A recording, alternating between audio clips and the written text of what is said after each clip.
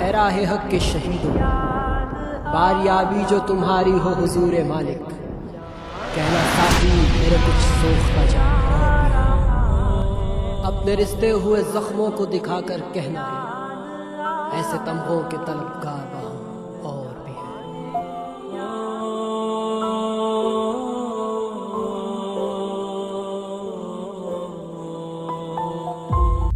السلام علیکم ورحمۃ اللہ وبرکاتہ۔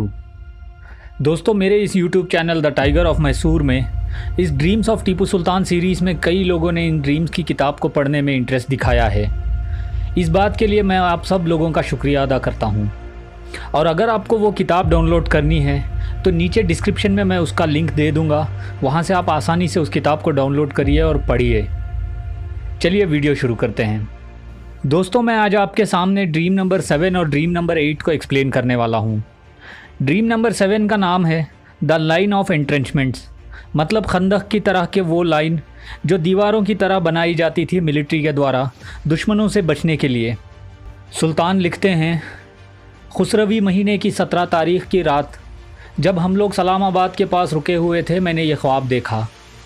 میں نے دیکھا کہ سرکار احمدی یعنی میری فوج نے ایک بہت بڑا خندق کھود رکھا ہے ایک قلعے کے پاس، اور اس قلعے کے اندر نظام علی خان کے رشتہ دار اور بسالت جنگ کا بیٹا بھی موجود ہیں۔ قلعے کے اندر کے لوگ ہم سے رحم کی بھیک مانگ رہے تھے۔ میں نے ان لوگوں کے لیے ایک بہترین چیز سوچ رکھی تھی، اور ساتھ ہی اس وقت میں ان خندق کی دیکھ بھالی بھی دیکھ رہا تھا۔ اتنے میں خواب دیکھ کر میں جاگ گیا۔ میں نے یہ خواب قطب الدین اور علی رضا خان کے نظام علی خان کے پاس جانے سے پہلے دیکھا تھا۔ دوستو، یہ خواب سلطان نے 3rd اینگلو میسور وار شروع ہونے سے پہلے دیکھا تھا، اور اس خواب کے بعد سلطان نے قطب الدین اور علی رضا خان کے ذریعے اپنے بیٹے کے لیے نظام کی بیٹی کا ہاتھ مانگا تھا، جس کے بارے میں نے 3rd اینگلو میسور وار سیریز کے ایپیسوڈز میں ڈسکس کیا ہے۔ تو دوستو، ڈریم نمبر 7 میں بس اتنا ہی۔ چلیے اب ڈریم نمبر 8 کے بارے میں سنتے ہیں۔ دوستو، ڈریم نمبر 8 کو ایکسپلین کرنے سے پہلے میں آپ سب سے ایک بار اور گزارش کروں گا کہ سلطان سے ریلیٹڈ آپ کو ہر کتاب انٹرنیٹ پہ مل جائے گی۔ آپ ان کتابوں کو PDF فارمیٹ میں ڈاؤن لوڈ کر کے آسانی سے پڑھ سکتے ہیں۔ آپ ان کتابوں کو پڑھیے اور اپنے دوستوں سے بھی شیئر کیجیے۔ چلیے ویڈیو میں آگے بڑھتے ہیں۔ سلطان لکھتے ہیں، راست ہماری کی 5ویں تاریخ جو شاوال کی 3 تاریخ سے کرسپونڈ ہوتی ہے، جمعرات کی رات تھی، میں نے یہ خواب دیکھا تھا۔ اس وقت ہم سلام آباد سری رنگا پٹنم آ رہے تھے۔ میں نے خواب میں دیکھا کہ 2 بزرگ جو دونوں بھائی تھے، اور ان دونوں بزرگوں کے پاس کچھ سامان تھا، وہ میرے پاس آئے تھے۔ ان بزرگوں نے مجھ سے کہا کہ وہ دونوں حضرت بندہ نواز رحمۃ اللہ علیہ کے حکم سے میرے پاس آئے ہیں، اور سرکار بندہ نواز نے کچھ تبرکات میرے لیے بھیجے ہیں۔ ان بزرگوں نے مجھے خانہ کعبہ کا غلاف، مدینہ منورہ اور حضرت بندہ نواز کے درگاہ کے کچھ تبرکات بھی دیے، اور ساتھ ہی انہوں نے مجھے ایک قرآن پاک بھی دیا۔ میں نے وہ سارے تبرکات بڑے ہی احترام کے ساتھ اپنے سر پر اٹھا لیا۔ پھر میں نے قرآن پاک کو کھولا اور دیکھا کہ قرآن شریف بہت ہی خوبصورت انداز میں لکھا گیا ہے، اور کچھ پیجز پر قرآن کے لکھنے والوں کے نام بھی لکھے گئے تھے۔ ان دونوں بزرگوں نے مجھ سے کہا کہ اس قرآن پاک کو کئی صوفی بزرگوں نے لکھا ہے، اور خود حضرت بندہ نواز اسی قرآن شریف سے روزانہ تلاوت کیا کرتے تھے۔